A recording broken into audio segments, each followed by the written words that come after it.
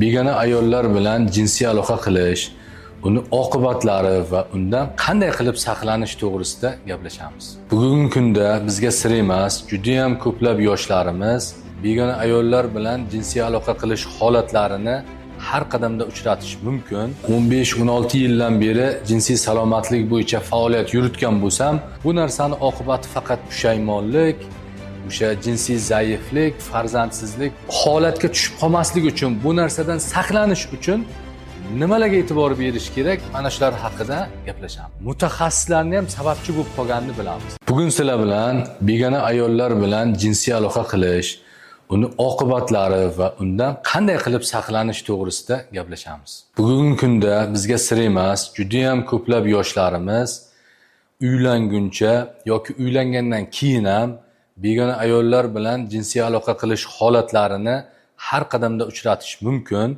Juda ham kam sonli yoshlarimiz esa bu narsadan o'zlarini saqlashni imkonini qila oladilar. Afsuski, juda ham ko'plab yoshlarimiz uylanguncha bir marta bo'lsa ham mana shu ishni qilib qo'yadi. Men hali mana 15-16 yildan beri jinsiy salomatlik bo'yicha faoliyat yuritgan bo'lsam, hali mana shu ishni qilib xursand bo'lgan yoshlarimizni ko'rmaganman. Bu narsani oqibati faqat pushaymonlik, o'sha jinsiy zaiflik, farzandsizlik va hokazo har xil achinarli holatlar bo'lishiga qaramasdan, qancha ogohlantirishlar, videolar chiqarishimizga qaramasdan, afsuski yoshlarimizni ko'p qismi aynan shahvatini, jinsiy shahvatini tiya olmaslik natijasida mana shunday ishni qilib qo'yish holatlarini ko'pincha kuzatamiz. Xo'p, faqatgina bu holatni borligi haqida yoki o'sha oqibatlari haqida emas, endi mana shu narsani o'zi aslida qanday kelib chiqadi va o'sha holatga tushib qolmaslik uchun, bu narsadan saqlanish uchun nimalarga e'tibor berish kerak? Mana shular haqida gaplashamiz. Xo'p, mana shu narsa o'zi aslida qanday kelib chiqishi haqida sabablarini aytadigan bo'lsak, ko'pincha bu ildizi o'sha oilaga borib taqaladi. Ya'ni har bir insonda shahvat bor. Bu narsani butunlay to'xtatib, shahvatni yo'qotib bo'lmaydi. Undan kerakli, foydali o'sha hayotimizda davom etishi uchun foydalanish kerak. Bu narsani butunlay yo'qotib bo'lmaydi. Lekin har bir insonda demak aql bor va jinsiy shahvat bor. Endi jinsiy shahvat o'sha balog'at yoshida yetilib bo'ladi. Lekin aql bu 30 yosh deymiz, 40 yosh, 50 yosh bu qancha o'rganib sarimiz yana aqlimiz, ilmimiz rivojlanib boraveradi. Endi balog'at yoshiga yetgan, shahvati qo'zigan vaqtda agar o'sha erkak kishida ilm, ya'ni aql yetishmasa, tarbiya yetishmasa, qadriyat kam bo'lsa, albatta jinsiy shahvatini, xohishini bajarib qo'yishga ko'pincha majbur bo'ladi. Ya'ni o'sha aql, ilm, o'sha narsani zararlari haqida, dunyoviy, oxiratga kerak bo'ladigan sabablari haqida oilada yoki maktabda ustozlardan, aka-ukalardan ilm olmagan bo'lsa, ko'pincha demak shahvatini orqasidan yurib, begona ayollarga borib qo'yish, o'sha shahvatini boshqa yo'llar bilan qondirish ishlarini qilib qo'yadi. Hattoki bu narsaga ko'pincha mutaxassislarning ham sababchi bo'lib qolganini bilamiz. Ya'ni men o'zim eshitganman mutaxassislardan, tozasini topib balog'atga yetgan odam bu narsani qilib turish kerak degan maslahatlarni yoki shahvati qo'zigan balog'at yoshidagi erkak kishi o'zini o'zi qondirib, demak shahvatini qondirib turish kerak degan maslahatlarni katta mutaxassislardan ham o'zim eshitganman. O'zi aslida bu shahvat mavzusi juda katta mavzu. Bu narsani bitta YouTube videoda 10 minut, 20 minut ichida tushuntirib beradigan mavzu emas, lekin shunday bo'lsa ham kerakli joylarini sizlarga tushuntirib berishga, shu narsadan to'g'ri xulosa chiqarishlaringga, demak, sababchi bo'lsa, albatta xursand bo'lamiz. Bu narsaga olib boradigan yana sabablar haqida aytadigan bo'lsak, men o'sha Medunus talabalariga begona ayollardan yuqadigan kasalliklar mavzusida 5-6 yil davomida leksiya o'qiganman, ya'ni ma'ruza o'qiganman. Va shu vaqtda bir qiziqarli holatni guvohi bo'lganman. Men leksiya o'qiyapman talabalarga. Talabalar uyga ketyapti. Bir talaba xonasiga borsa, xonadoshlari, demak, bitta begona ayolni olib kelgan. Aloqa qilishyapti ekan. Keyin bu o'zini xonasiga o'tib, o'zilar ishi bilan band bo'lsa, jo'rasi kelibdi-da, "Sen ko'rasanmi bu qizni?" deb aytibdi. Endi bu leksiyani eshitgan, zararlari haqida ma'lumot bor. Yo'q, men o'zi shunaqayin ma'ruza eshitib kelyapman, endi qaytib bu ishni qilmayman desa, "Yo'q, endi umuman qilmaysanmi?" desa, "Bilmadim" deymish. Agarda xuddi mana shunday holat, ya'ni sizda muhit mana shunaqayin bo'ladigan bo'lsa, ya'ni sizning atrofingizdagi jo'ralaringiz, birga turadigan xonadoshlaringiz, agar student bo'ladigan bo'lsangiz, musofirda bo'lsangiz, siz bilan shunaqangi insonlar agar yashasa, demak, albatta bunaqangi muhitda siz bu ishni qilib qo'yishingiz mumkin. Chunki shunday bir maqol bor, ya'ni sirida silniy чем силовали deydi, ya'ni atrof muhitni ta'siri bizni iroda kuchimizdan kuchlilik qiladi. Ya'ni atrofimizdagi insonlarni ta'siri, demak, bizda iroda kuchimizdan kuchlilik qilib, demak, biz o'sha ishni qilib qo'yish ehtimoli oshib ketadi. Har kuni shu narsani sizga aytaversa, eslataversa va bu holatga o'zingiz tushib qolganingizni bilmaysiz. Ko'pchilik yoshlarimizdan ham eshitganmiz, ya'ni men o'zim xohlamadim, shu jo'ralarim bilan borib qo'ydim. Jo'ralarim bilan yo'q deya olmadim. Jo'ralarim erkakmisan dedi.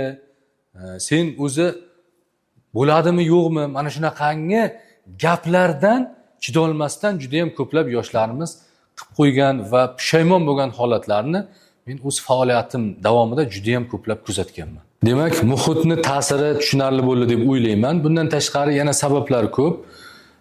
Hozir mana ochiq-sochiq kiyinishlar deymizmi yoki internet har qadamda 24/7 hamma joyga, demak, imkoni bor internetga kirib, demak, izlanadigan bo'lsangiz har qadamda shahvatni qo'zg'atadigan ma'lumotlar juda ham ko'payib ketdi. Bu ham demak, ko'pincha yoshlarimizda shahvatini qo'zg'alishiga va qo'zg'algandan keyin, demak, shahvatini qondirishiga sababchi bo'lib qolyapti. Demak, kelib chiqish sabablari haqida qisqacha tushunarli deb o'ylayman. Endi mana shu ishni qilgandan keyingi oqibatlar nimalar bo'lishi mumkin? Ya'ni begona ayolga borgan yoshlarimiz shahvatini yoki onanizm, masturbatsiya, beshka bir odati bilan qondirib yoki begona ayollarga borib rezinka bilan, rezinkasiz borganlarning oqibatini juda ham ko'plab kontentlarimizga ko'rsatganmiz yoshlarimizga. Ya'ni rasm ko'rinishida, bemorlarning pushaymonligi to'g'risida, demak, ko'plab ma'lumotlar berganmiz. Lekin mana shu o'rinda yana shu narsani aytishim kerakki, ko'pchilik yoshlarimiz, demak, borgandan keyin bir umr pushaymon bo'ladigan holatlarni kuzatganman. Bular nima? Rezinka bilan qilsa ham yuqadigan kasalliklar bor. Mana jinsiy a'zolar sohasi uchug'i deymiz. Qov sohasi trixoftiyasi deymiz, zamburug'lik kasallik yoki o'sha rezinkasiz qilinganda gepatit B virusini yuqishi, spid, sifilis, gonorreya, trixomoniaz kabi kasalliklarni yuqtirib farzandsiz bo'lib qolgan yoshlarimizni bilaman.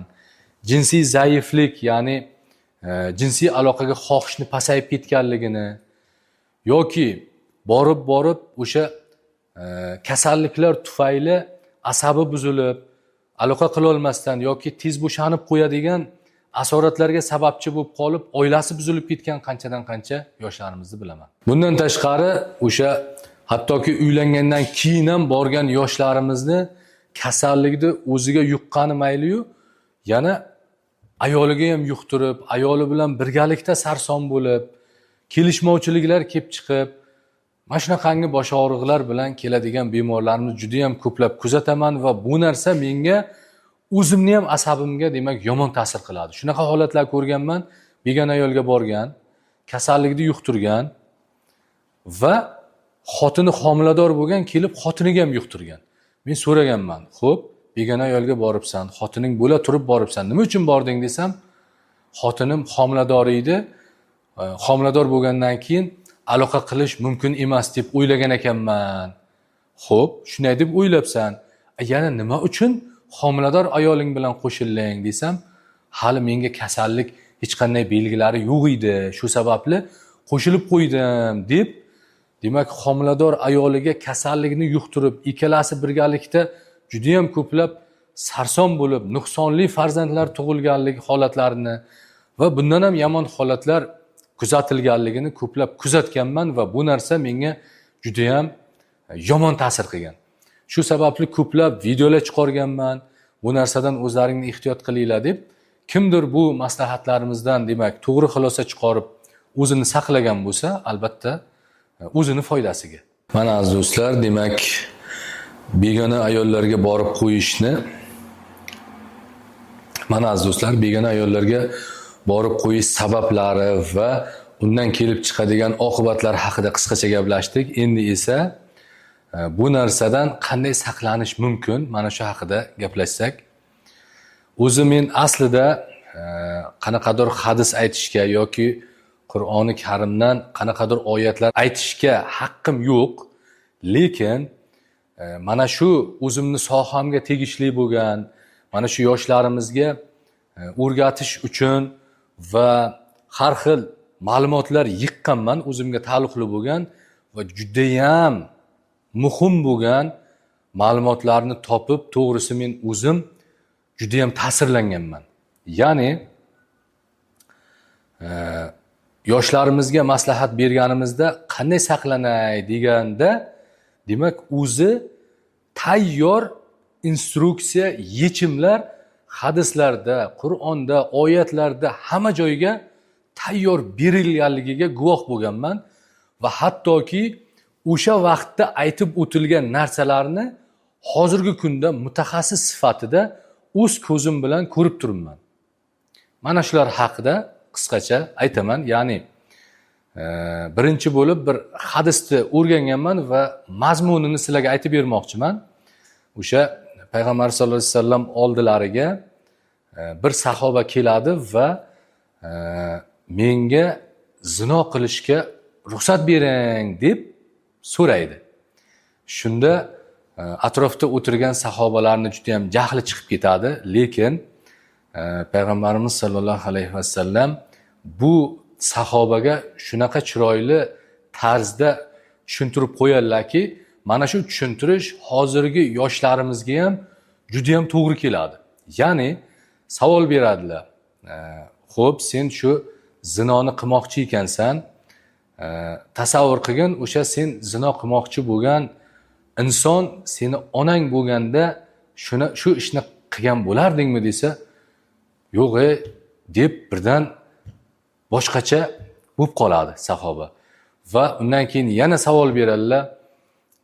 Opang bo'lganda shu ishni qilarmiding? Yoki singling bo'lganda shu ishni qilarmiding? Ammang bo'lganda, xolang bo'lganda, yana bir yaqining bo'lganda mana shu ishni qilarmiding degan ma'nodagi savolni berganlarida barchasiga yo'q deb, demak, javobni beradi va bu narsani o'zini holatiga qo'yib bir his qiladi. Va bo'ldi, yo Rasululloh, men bu ishni qaytib qilmayman degan ma'noda javob beradi va shu vaqtda Payg'ambarimiz sollallohu alayhi vasallam bu sahobani duo qilib qo'yadilar va rivoyatlarda mana shu sahoba umuman qaytib mana shunaqa yomon yo'lga yurmaganligi haqida rivoyatlar aytilgan ekan. Mana shu zino to'g'risida yana bir muhim gap bor, ya'ni zino bu qarzdir, uni oilangdagilar to'lashi shart bo'ladi degan Imom Shofiy hazrat aytgan mana shunday gap ham bor va bu narsani men o'zimni tajribamda, faoliyatimda juda ham ko'plab kuzatganman. Ya'ni hech bir inson o'zini oilasidan mana shunaqangi holat chiqishini xohlamaydi, lekin atrofimizda bo'ladigan mana shu zinokorliklarni ham ota-onasi bor, aka-ukalari bor.